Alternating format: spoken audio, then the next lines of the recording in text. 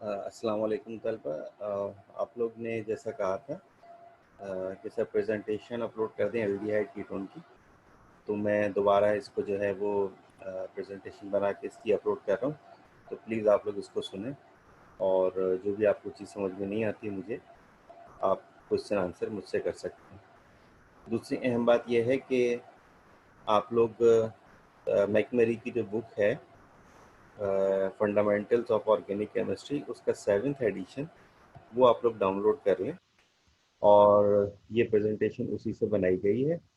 उसका ये chapter number 9 है। अच्छा, और इसको आप लोग प्रेजेंटेशन को सुने ताकि आप लोग को अंडरस्टैंडिंग में आसानी हो। बुक का आप लोग चैप्टर पढ़ेंगे और उससे वाज़ेह हो जाएगा। और इसके साथ साथ मैंने आप लोगों को कुछ मॉडल क्वेश्चंस भेजे थे, वो क्वेश्चंस आप लोग सामने रखें, और उसकी बुनियाद पर फिर आप इसको क्वेश्चन को जब सॉल्व करेंगे तो आपको प्रेजेंटेशन समझ में आ जाएगी। अच्छा, एल्डिहाइड और कीटोन्स क्या होते हैं? हम पहले इसको डिस्कस कर चुके हैं कि हमारे पास जो बुनियादी चीज़ जिसको हम कहते हैं कार्बोनाइल ग्रुप, के ये जो हमारे पास फंक्शनल ग्रुप है कार्बोनाइल,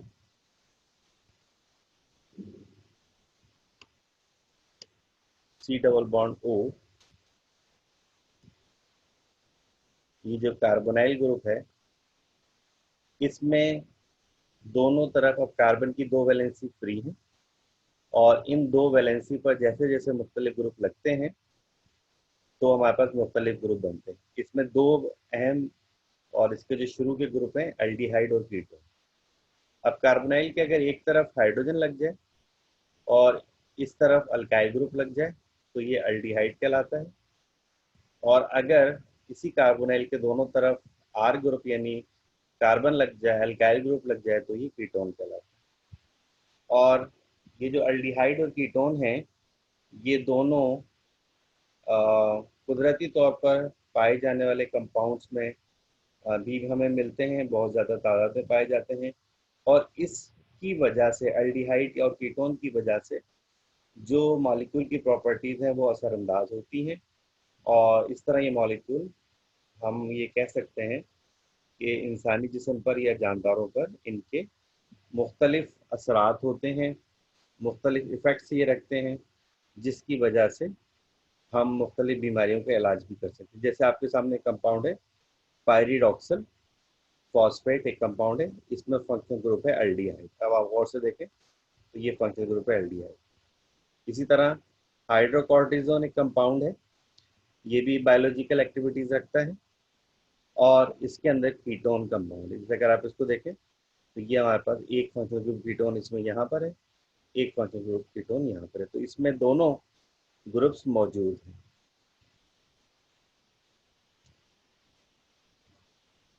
अच्छा, अब यहाँ पर उसने डिस्कस की है the nature of carbonyl compound. Carbonyl compound में जैसे यहाँ पर उसने शुरू में लिखा है aldehydes and ketones do not stabilise negative charge and can not act as leaving group. यानी ये जो एल्डिहाइड या कीटोन है, जब कार्बोनाइल ग्रुप एल्डिहाइड या कीटोन की हालत में हो तो उस पर नेगेटिव चार्ज स्टेबलाइज नहीं हो सकता, यानी ज़्यादा देर तक कैंपस ही नहीं रह सकता। और ये जो एल्डिहाइड और कीटोन है ये लिविंग ग्रुप के तौर पर इस्तेमाल नहीं होते, आसानी से किसी भी रिएक्शन से बाहर नहीं निकल सकते। अच्छा, इसी के नीचे जैसे कार्बोक्सिलिक एसिड है, कार्बोक्सिलिक एसिड और उसके डेरिवेटिव, इसमें नेगेटिव चार्ज स्टेबलाइज होता है, और जो कार्बोक्सिल ग्रुप है ये आसानी से लिविंग ग्रुप के तौर पर भी इस्तेमाल हो जाता है। जैसे हमें पता है कि जब हम किसी चीज़ को गर्म करते हैं तो उसमें से CO2 कार्बन डाइऑक्साइड गैस आसानी से रिलीज हो जाती है, तो बुनियादी तौर पर उसमें कार्बोक्सिलिक एसिड या उसका कोई डेरिवेटिव होता है। तो कार्बोक्सिलिक ग्रुप जो है उसमें नेगेटिव चार्ज स्टेबलाइज होता है, और कार्बोक्सिलिक ग्रुप लिविंग ग्रुप के तौर पर इस्तेमाल हो सकते हैं, यानी रिएक्शन के दौरान बाहर निकल सकते हैं।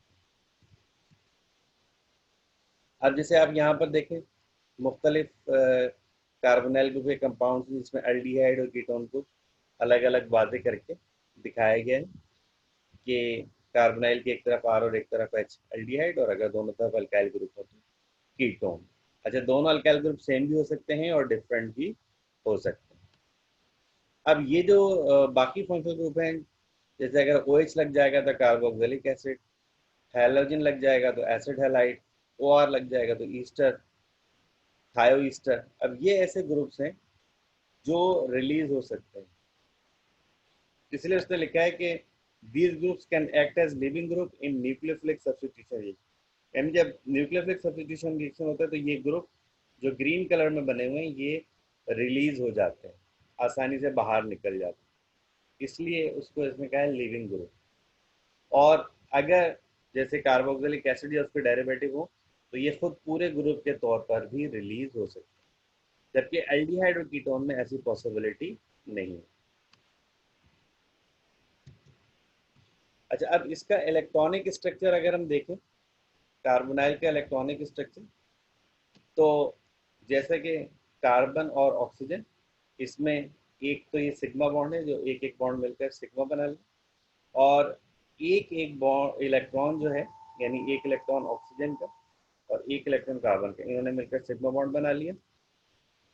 और बाकी जो पी ऑर्बिटल था जिसने हाइब्रिडाइजेशन में हिस्सा नहीं लिया था, उन दोनों ने मिलकर पाई बॉन्ड बनाया।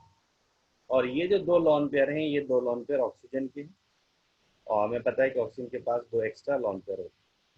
यहाँ इसने बताया कि चूंकि ऑक्सीजन की इलेक्ट्रोनेगेटिविटी ज़्यादा है, तो ऑक्सीजन वाले हिस्से की तरफ नेगेटिव चार्ज या रेड कलर से उसको जाहिर किया गया है, और दूसरे हिस्से को उसने ब्लू कलर से जाहिर किया। आमतौर पर वो हिस्सा जहाँ इलेक्ट्रॉन की डेंसिटी ज़्यादा होती है, नेगेटिव चार्ज ज़्यादा होता है, उसको आमतौर पर रेड या पिंक कलर से जाहिर करते हैं। तो ऑक्सीजन वाला हिस्सा इलेक्ट्रॉन रिच है, कार्बन वाला हिस्सा जो है इलेक्ट्रॉन पुअर। अब इसमें नेमिंग है, अल्डिहाइड और कीटोन में कुछ नेमिंग्स हैं। अल्डिहाइड को हमें पता है बुनियादी चीज़ methane, ethane, propane, butane, alkane से हम वाकिफ हैं। तो उसी चीज़ को सामने रखते हुए अल्डिहाइड में नेमिंग किस तरह है, अगर एक कार्बन हो तो मीथेन से आखिर में एल लग जाता है, मीथेनल। अगर दो कार्बन हो तो इथेनल, तीन कार्बन हो तो प्रोपेनल, चार कार्बन हो तो ब्यूटेनल, इस तरह। अच्छा, अगर डबल बॉन्ड आ जाए तो प्रोपीनल। जैसे यहाँ पर आप देखें, एक दो तीन, तीन कार्बन और डबल बॉन्ड आ गया। अब चूंकि पहली पोजीशन पर है इसलिए प्रोपीनल लिखा हुआ। अब जैसे ब्यूटीनल को अगर आप देखें तो ब्यूटीन टू, ब्यूट टू इन, और आखिर में ए एल, यानी टू ब्यूटीनल। इसको अगर आप थोड़ा सा देखें तो एक दो तीन चार, ठीक है।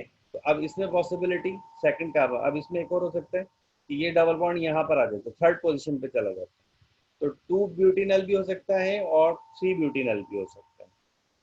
तो सिंपल जो सादा है वो मीथेनल, इथेनल। अगर डबल बॉन्ड या ट्रिपल बॉन्ड आएंगे तो उस हिसाब से प्रोपीनल और ब्यूटीनल हो जाएगा। अच्छा, ये तो कॉमन, ये तो IUPAC ये सिस्टमेटिक नेम है। और ये इनके कॉमन नेम, कि अगर एक कार्बन हो, एक कार्बन हो तो ये फॉर्मल्डिहाइड, दो कार्बन हो तो एसिडल्डिहाइड, इसको एक्रोलीन कहते हैं, इसको प्रोटोनल्डिहाइड कहते हैं। और ये बेंजीन के ऊपर अगर अल्डिहाइड ग्रुप लग जाए तो बेंजल्डिहाइड कहलाता है। इसी तरह से इसका जो सिस्टमेटिक नेम है बेंजीन कार्बल्डिहाइड, यानी अगर हम इसको थोड़ा सिस्टमेटिक नेम दें, वैसे तो खैर इसका एक अलग तरीका है, लेकिन ये भी एक तरह से इसको एक थोड़ा सिस्टम बनाया गया है कि अगर बेंजीन पर अल्डिहाइड ग्रुप लगा हुआ हो तो ये बेंजीन कार्बल्डिहाइड कहलाता है। और फिर बाकी जब हम अगर इसमें कोई और ग्रुप आ जाए, मिथाइल, इथाइल, तो फिर हम उसको उसी तरह से नाम देते हैं। तो ये अल्डिहाइड में नाम देने का तरीका है। अब दूसरी चीज, कीटोन में, कीटोन में चूंकि दोनों तरफ कार्बन की चेन होती है तो लिहाजा सबसे पहले हम नंबरिंग करते हैं। जैसे आप ये देखें, कार्बन की चेन एक दो तीन चार पाँच छः, छः कार्बन की चेन है, और थर्ड पोजीशन पर कीटोनिक ग्रुप मौजूद है। तो थ्री हेक्सानोन या हेक्सेन थ्री ऑन दोनों सही है। तो इसी तरह से इसमें नंबरिंग देखें कि carbon one two three four, four पे डबल बॉन्ड आ गया, तो 4 हेक्सीन, 2 ऑन, ठीक है। ये वैसे जैसे 1 लिखा हुआ, लेकिन ये 2 ऑन पढ़ा जाता है क्योंकि ये कीटोन है। जैसे हेक्सेनोन है, इसी तरह से ये भी हेक्सेनोन, लेकिन क्योंकि 2 पोजीशन पर है तो हेक्सेन 2 ऑन पढ़ा जाता है।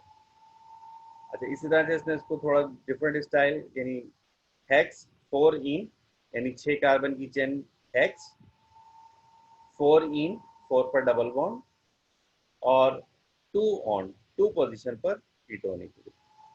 तो दोनों तरीके आप इस्तेमाल कर सकते हैं। इसी तरह 2,4 हेक्सेन डायऑन। अब डायऑन 2 पर भी कीटोनिक ग्रुप है, 4 पर भी, तो अगर एक साथ 2 कीटोनिक ग्रुप आ जाएं तो फिर उनको हम डायऑन करके नाम दें।